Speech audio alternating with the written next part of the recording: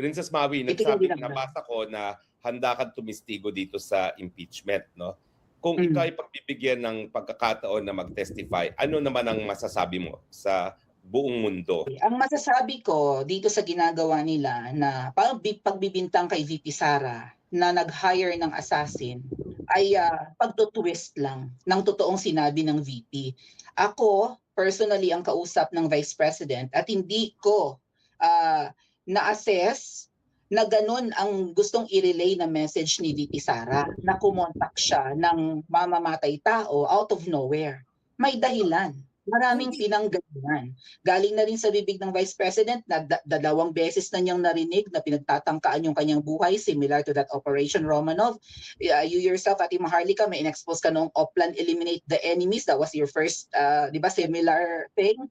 Nagkaroon din po ng Oplan Horus last year. Naalala nyo? Yung napangalanan si Senator Bongo tsaka si Senator Bato na balak nilang ipakulong din. Those are Oplans and operations na parang nagpapalit-palit lang ng pangalan. Pero ayaw tumigil ng mga bangag para iligpit ang mga kalaban. So, si VP Sara, ang sinabi niyang yon na tayong lahat ay nagulat was actually a very brilliant idea of preserving her life. Kasi meron na palang banta sa kanya eh. Maybe her intention, maybe it was unconscious or maybe intentional nga talaga na sinabi niya na huwag kang mag-alala ma'am. Kung ako man ay mamatay din sa House of Representatives, ngayong pinatayan kami ng ilaw at pilit kaming pinapasok dito, kinukuha yung gadgets namin, at pinipersang ilipat si Attorney Zulaika Lopez sa Women's Correctional, maybe may iba pa silang balak na gurugurin kami pero huwag kang mag-alala. May kinausap na akong tao, maybe her relative, maybe her friend, maybe somebody na may kasalanan sa kanya at gustong bumawi. Diba? Someone, not necessarily an assassin na pwedeng magiganti for her dahil siya ay mahal. Dahil siya ay, di ba, sinusuportahan at umaasa na maging maybe pag-asa natin after na si Junior ay mawala na, makabangon tayo through her.